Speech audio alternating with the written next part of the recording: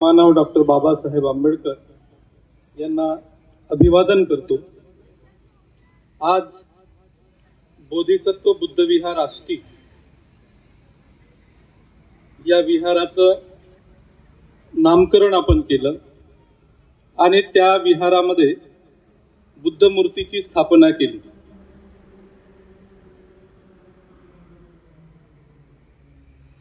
या कार्यक्रमासाठी उपस्थित असलेले, या धम्ममंचावर उपस्थित असलेले आदरणीय पूज्यनीय डॉक्टर सत्यानंद महास्थवित, उपस्थित भिक्खू संघ आणि सर्व विचारमंचावर उपस्थित असलेले मान्यवर, माझ्या धम्म बंधू आणि भगिनींनो, बोधिसत्व बुद्ध विहार असं नामकरण झालं, बुद्धाच्या मूर्तीची स्थापना झाली। कशासाठी मूर्ती बसवली? उद्देश काय आपला मूर्ती बसवण्यामागचा? काय उद्देश असेल?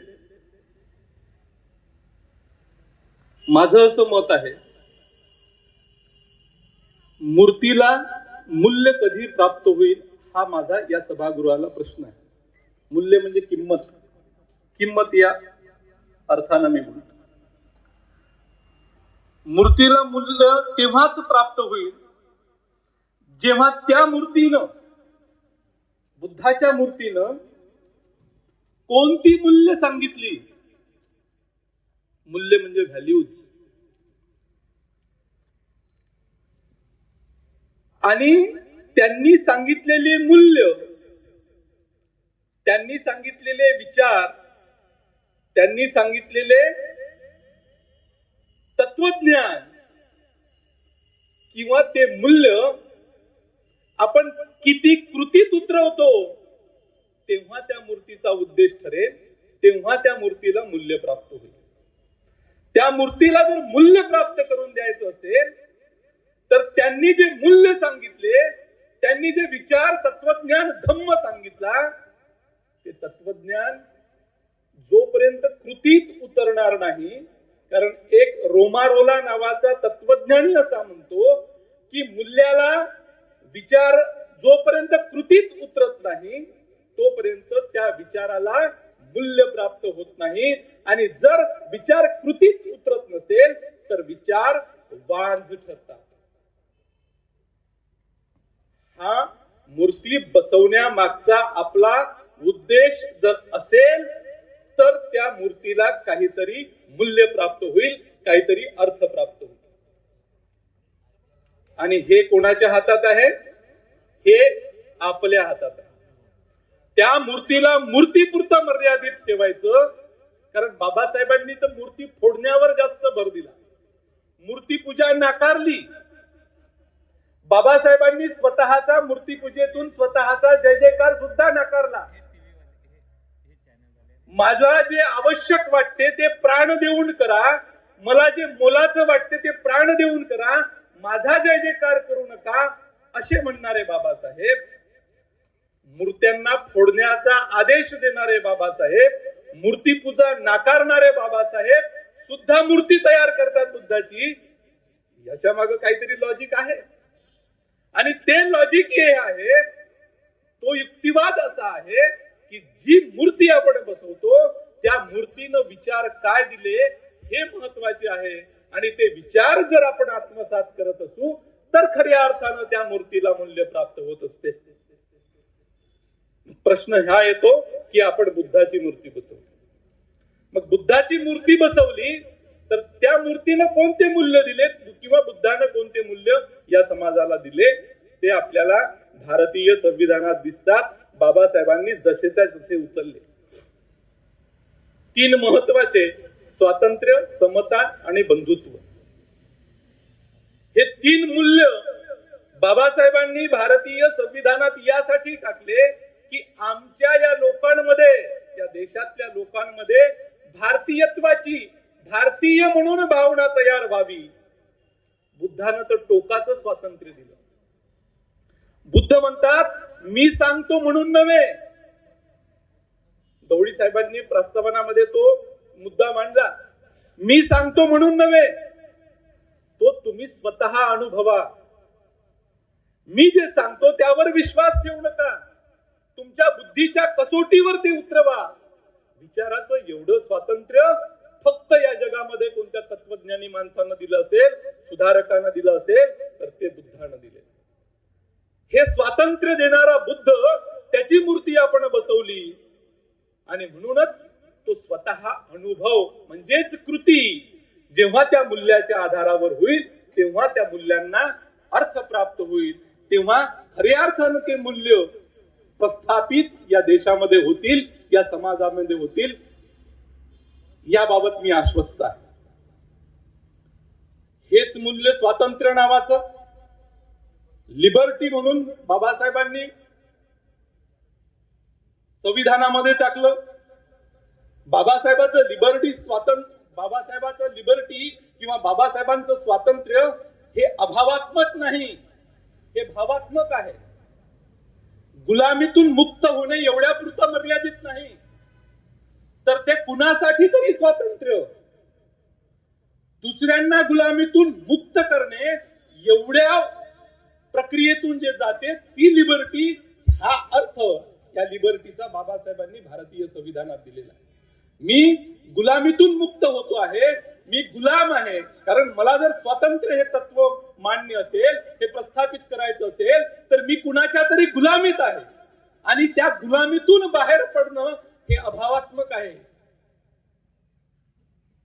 कुणासाठी तरी मला स्वतंत्र व्हायचं आहे. म्हणून बाबासाहेबांनी आम्हाला आदेश दिला, पर्टिक्युलरली सुशिक्षित लोकांना, की तुम्ही तुमच्या समाजातल्या गरीब आणि अज्ञानी दरिद्री लोकांपर्यंत पोहोचा आणि त्यांना त्यांचे नागरी हक्क आणि अधिकार समजावून सांगा. कशासाठी? धर्माच्या स्थापनेसाठी. कशासाठी? त्यांना स्वातंत्र्याचा अधिकार मिळाला पाहिजे, त्यांना या गुलामगिरीतून बाहेर काढावं लागेल. वर्तमान परिस्थितीमध्ये असलेली सांस्कृतिक गुलामगिरी जी आताच खोब्रागडे साहेबांनी या ठिकाणी सांगितली, जो वैदिक धर्माने निर्माण केलेली, ब्राह्मणवादाने निर्माण केलेली सांस्कृतिक गुलामगिरी, त्या गुलामगिरीतून आपल्याला या लोकांना बाहेर काढायचं आहे. ते काम इथल्या सुशिक्षित माणसानं केलं पाहिजे, ते काम भिक्खू संघानं केलं पाहिजे. Large army of social worker यासाठी निर्माण झाली पाहिजे. बाबासाहेब स्पष्ट what Congress and Gandhi have done to the untouchables या पुस्तकात म्हणतात. त्यासाठी हे स्वातंत्र्य. विहार कशासाठी बांधल्या जातात? आपण उरकुडे सरांचा या ठिकाणी उल्लेख केला, स्वागत केलं, सत्कार केला आणि जय जयकार केला आपल्या भाषेमध्ये, की ते जर नसते तर हे विहार झालं नसतं. कशासाठी बांधलं विहार? मगाशी भंतेजी बोलताना विहार, भंतेजी आता मगाशी बोलले, ते गेले, मी जेव्हा आलो होतो तेव्हा, विहाराची अवस्था त्यांनी सांगितली या समाजामध्ये. विहार अनेक दिवस उघडत नाही. 14 एप्रिल 6 डिसेंबर किंवा ठराविक वेळेसच उघडतात, उघडत नाही. ही शोकांतिका आहे या समाजाची. एकीकडे बाबासाहेब म्हणतात की आपल्या कुटुंबासहित दर रविवारी तुम्ही विहारामध्ये गेलं पाहिजे. बाबासाहेबांनी तो आदेश आपल्याला दिलेला आहे, कुटुंबासहित तुम्ही विहारामध्ये गेले पाहिजे. भिक्खू संघ असा म्हणतो की विहार बंद असतात. हा जो प्रश्न भिक्खू संघांनी आपल्या समोर टाकलेला आहे, तो यासाठी आहे की प्रश्न, उद्देश आपला काय आहे विहार बांधण्याचा. बाबासाहेबांनी स्पष्ट म्हटलं की विहार हे संस्कार केंद्र झाले पाहिजे. मग विहार जर संस्कार केंद्र झाले पाहिजे, तर त्या ठिकाणावरून संस्कार कोणते गेले पाहिजे? सामाजिक संस्कार होण्यासाठी विहारांची निर्मिती झाली पाहिजे. कारण संस्कारातून संस्कृती निर्माण होत असते.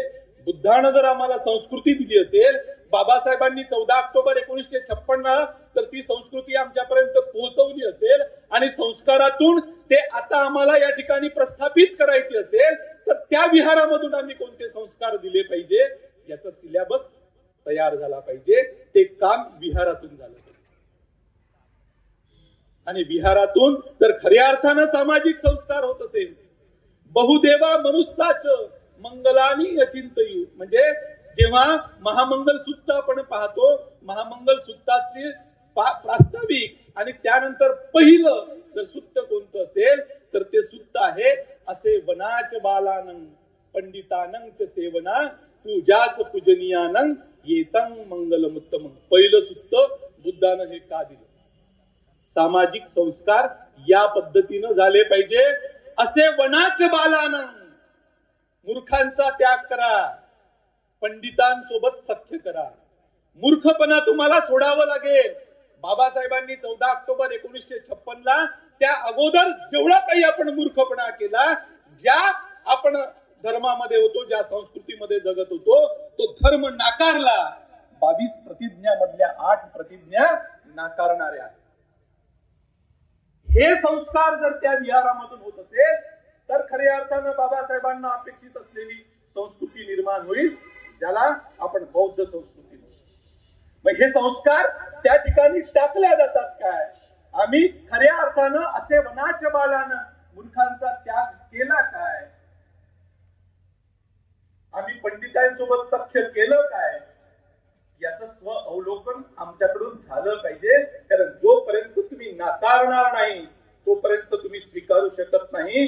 कारण ते दोन्ही चालत नाही. इकडून इतू बाबा, इकडून गुना बाबा जमत नाही आणि मधात बुद्ध, असं चालत नाही.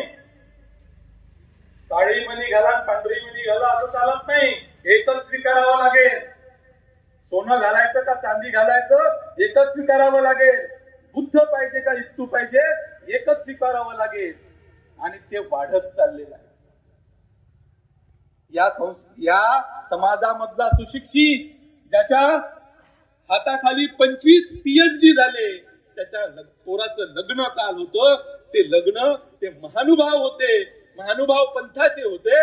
म्हणून संपूर्ण हिंदू संस्कृतीनुसार शेड्यूल कास्ट स्वतःला बौद्ध म्हणणाऱ्या माणसाचं होत असेल, 25 PhD ज्याच्या हाताखाली झाले. अमरावतीतली गोष्ट. कुठं चालला समाज? समाजानं हा विचार केला पाहिजे. कारण हा समाज निर्माण करण्यासाठी कुणाला तरी त्याग करावा लागला, कुणाला तरी बलिदान द्यावं लागलं. त्यानं अख्खं आयुष्य संघर्ष केला. त्या संघर्षाचं, त्यागाचं आणि बलिदानाचं मोल जर अशा पद्धतीनं आपण चुकवत असू तर आपल्यासारखे बेईमान कोणी होणार नाही. आणि म्हणून सामाजिक संस्कार केंद्र जर आम्हाला विहार बनवायचे असेल तर विहार निर्माण करा. विहार फक्त पार्ट्याचे, विहार गटागटाचे किंवा विहार फक्त भांडणांसाठी असेल तर विहार बनवू नका. त्या विहारांना सामाजिक संस्कार केंद्र कसे बनवता येईल हा प्रयत्न झाला पाहिजे. आणि त्या प्रयत्नामध्ये सर्वात मोठी जबाबदारी ही स्त्रियांची आहे. ती बाबासाहेबांनी नाकारली नाही. संस्कार केंद्र, कारण संस्काराची पहिली शाळा म्हणजे आई. संस्काराची पहिली सुरुवात ही स्त्री पासून होते. आणि म्हणूनच राजकारण्यांनी ओळखलं, बहीण बहीण करता करता तुम्ही लाडक्या झाल्या. आणि धम्माचे जेवढे काही कार्यक्रम होतात 75% स्त्रिया असतात. पण त्या कशासाठी असतात त्याचं सुद्धा स्वपरीक्षण झालं पाहिजे, स्व अवलोकन झालं पाहिजे. फक्त कर्मकांड म्हणून येत असेल, फक्त भिक्खूंचा आशीर्वाद घेण्यासाठी येत असेल, धम्माच्या प्रस्थापनेसाठी आम्ही काहीच करत नसू, इकडेही रात्रभर महापरित्राण पाठ करत असेल आणि तिकडेही टाकळ घातला जात असेल तर याचा विचार झाला पाहिजे. आम्ही महापरित्राण पाठ रात्रभर येणाऱ्याला घेतो, तो येणाऱ्यालाही होत असेल आणि इकडेही टाकळ घातला किंवा लाखनवाडीला जर आपण जात असू, त्याचा विचार झाला पाहिजे. कोणासोबत हे बेईमानी करून आले? स्वतः सोबत, स्वतःच्या मनासोबत, ज्यानं त्याग संघर्ष आणि बलिदान केलं त्या महामानवासोबत. एवढी बेईमानी, या बेईमानीतून आम्हाला बाहेर निघावं लागेल. आणि म्हणूनच विहारांमधून बौद्ध संस्कृतीतले संस्कार झाले पाहिजे. नाहीतर कसं होते आपलं, अनेक आपण अज्ञानी भिक्खू पाहतो. मी भिक्खू संघासमोर म्हणतो, कारण बनते सत्यानंदांनी ती परमिशन दिलेली आहे का अशा पद्धतीचे जे भिक्खू आहेत ते भिक्खूंना आपण टाळलं पाहिजे समाजाने. शिलेचं पाणी देणारे भिक्खू, हे शिलेचं पाणी पिल्यानंतर हा आजार दूर होतो, हे शिलेचं पाणी पिल्यानंतर तो आजार दूर होतो. हे असे अज्ञानी भिक्खू सुद्धा आपल्या विहारांमध्ये आपल्याला नको, आपल्याला बौद्धांची संस्कृती निर्माण करायची आहे. ही संस्कृती या ठिकाणी जर रुजवायची असेल तर इनाड्याला मोठ्या प्रमाणात श्रामणेर शिबिर चालतात, प्रशिक्षण भिक्खूंचे चालतात. तिथून आपल्याला तशा पद्धतीचे भिक्खू बोलवावं लागतं. आजही आपल्या घरामध्ये म्हणजे आपण संस्कृती निर्माण करत असताना, भाषा संस्कृती निर्माण करत असताना सण उत्सव ह्या सर्व गोष्टी त्या संस्कृतीमध्ये येत असतात. अजूनही आपण पूजास्थान पूर्णपणे पूजास्थान म्हणून आलं नाही आपल्या बोलण्या चालण्यात व्यवहारामध्ये. देवघरच आहे ते. लहान नातवाले घेऊन आजी जाते आणि बाबू सुखाशीर आहे, बुद्ध देव तुझं भलं करण, तू पाया पड, परीक्षेला जाताना पाया पड, अभ्यास कर का नको करू, परीक्षेला जाताना पाया पड. हे संस्कार म्हणून मी स्त्रियांच्या बाबतीत का बोलतो आहे की स्त्रिया हे करू शकतात, त्यांच्या प्रशिक्षणाची गरज आहे आणि ते प्रशिक्षण विहारांमधून झालं पाहिजे, जेणेकरून सामाजिक संस्कार होतील आणि संस्कृती निर्माण होईल. म्हणजे ही जबाबदारी स्त्रियांवर देतो म्हणून आमच्यासारख्या भोपंजीनं निव्वळ इकडे तिकडे फिरावं असं नाही. पुरुषांवरती जबाबदारी आहे असं नाही असं मी म्हणत नाही. ती जबाबदारी दोघांनी खांद्याला खांदा लावून चळवळीत उतरलं पाहिजे. घरच्या घर. आता इथं शोकांतिका या ठिकाणी बोलल्या गेली, कुठं गेला तरुण? नाही आहे ना इथं, काम करायसाठी तरुण नाही आहे ना. ह्या इकडे बॉटल पडलेल्या होत्या उचलायसाठी नाही आहे ना, काम करण्यासाठी गेला तरुण. गेला कुठं? ज्या सरकारनं नॅशनल एज्युकेशन पॉलिसी आणली आणि त्याच्या शिक्षणाचा सर्व सत्यानाश सरकार करून राहिलं, त्याच्याकडेही त्याचं लक्ष नाही. आणि मग गेला कुठं? आणि मला असं वाटते हा गेला बाहेरच आहे, मोबाईल मध्ये आहे गुंतलेला, काहीच नाही, रील्स पाहून राहिला, काहीच करून नाही राहिला. तरुणांवर ते संस्कार लागेल आणि ते बाल वयापासून झाले पाहिजे. इथे मदन गायकवाड बसलेले आहेत, आंबेडकरी युवा व विद्यार्थी बहुउद्देशीय संस्थेचे अध्यक्ष आहेत. गेल्या 20 वर्षापासून अमरावती आणि अकोला जिल्ह्यामध्ये बालसंस्कार वर्ग चालवतात. गेल्या 20 वर्षापासून आतापर्यंत जवळपास 10,000 विद्यार्थी त्याच्या हाताखालून गेले असतील. 28 संस्कार वर्ग तो गेल्या 20 वर्षापासून चालवतात. कशासाठी? एक पिढी तयार झाली पाहिजे, आंबेडकरी कार्यकर्ता तयार झाला पाहिजे. कारण बाबासाहेबांनी जे कार्यकर्ते सांगितले की चळवळ जर चालवायची असेल तर बाबासाहेब असं म्हणतात की दलितांच्या उत्थानाची चळवळ जर चालवायची असेल तर 2 प्रकारचे कार्यकर्ते असतात. बाबासाहेबांनी पहिला कार्यकर्ता हा मर्सनरी वर्कर म्हटलाय. मर्सनरी वर्कर म्हटलाय. मर्सनरी, भाडेकाटट्टू.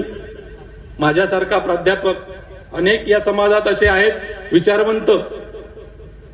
तुम्ही त्या अधिकाऱ्याला, प्राध्यापकाला किंवा त्या विचारवंताला फोन करा, सर आमच्या इथे तुम्हाला यायचं आहे 14 एप्रिलला. बनतेजी बोलले या विषयावर. आता 14 एप्रिलला आमच्या इथं यायचं आहे, तुमचा अभ्यास आहे, तुम्ही 4 पुस्तकं वाचले आहे आणि त्या 4 पुस्तकातलं आम्हालाही काहीतरी सांगा. माझ्यासारखा प्राध्यापक प्रश्न त्याला करतो, मी येतो, तुम्हाला बाबासाहेबही सांगतो, बाबासाहेबांची चळवळही सांगतो. पुढचा त्याचा प्रश्न असते, मानधन किती द्या? भाडे का टट्टू, बाबा साहब का आंदोलन नहीं चला सकता. Those you can love, you can सर्व. टॉल्स्टॉय म्हणतो, जो प्रेम करता है वही सेवा कर सकता है. ज्याचं समाजावर प्रेम आहे, ज्यांना खऱ्या अर्थानं समाजावर प्रेम केलं तोच सेवा करू शकतो. म्हणून मिशनरी कार्यकर्ता तो असला पाहिजे. ते मिशनरी कार्यकर्ते या सामाजिक संस्कार केंद्रातून, त्याच्या त्या बालसंस्कार वर्गातून, तो ज्या बालसंस्कार वर्गामध्ये ते वर्ग चालवतो, ज्या विहारांमध्ये ते वर्ग चालवतो, ते विहार त्यानं खऱ्या अर्थानं सामाजिक संस्कार केंद्र बनवलेले. बोधिसत्व बुद्ध विहार सुद्धा असंच सामाजिक संस्कार केंद्र झालं पाहिजे. फक्त पोपटपंची झाली नाही पाहिजे. वंदना, बस सकाळ संध्याकाळ वंदना, सकाळ संध्याकाळ वंदना.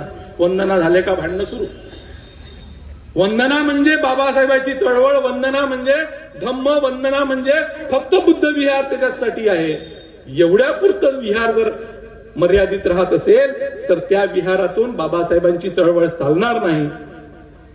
म्हणून प्रशिक्षित लोकांना आपल्याला त्या विहारांमध्ये आणावं लागेल, त्यांच्याकडून सुत्त समजावून घ्यावं लागेल आणि ते सुत्त आचरणात आणल्यानंतर खऱ्या अर्थानं ती चळवळ पूर्णत्वास जाईल. म्हणून बौद्ध म्हणून आपल्याला धर्म नाकारावं लागेल. धर्म आणि धम्म हा चॅप्टर तुम्ही बुद्ध आणि त्याच्या धम्मामध्ये पहा. जोपर्यंत आपण धर्म नाकारणार नाही तोपर्यंत आपण धम्म स्वीकारणार नाही. कारण धर्म आणि धम्मातील फरक, धर्म हा वैयक्तिक बाब आहे, धम्म हा सामाजिक आहे.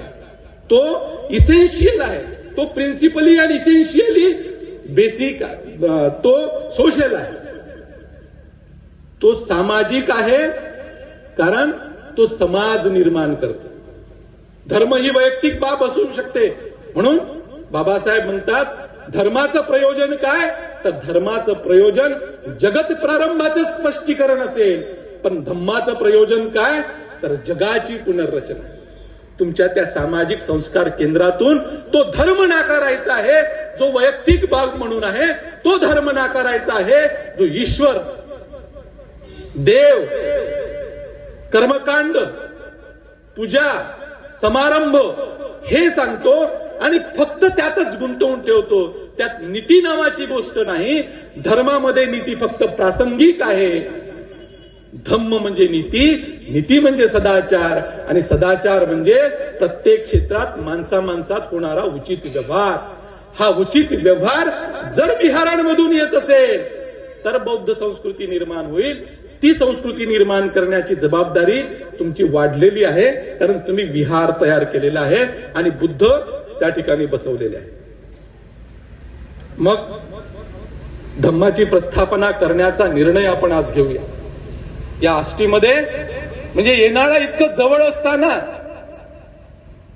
किंवा येणाऱ्या खऱ्या अर्थानं येणारा आता इतक्या वर्षापासून आम्ही पाहतो आहे की येणारा एक तीर्थक्षेत्र म्हणून नाही, धम्मक्षेत्र म्हणूनही नाही, तर येणारा एक असं क्षेत्र बनलेलं आहे, असं स्थळ बनलेलं आहे जिथून धम्माचा प्रचार आणि प्रसारच होतो नाही तर धम्म प्रशिक्षक तयार होऊन राहिले जे बाबासाहेबांना अपेक्षित आहे.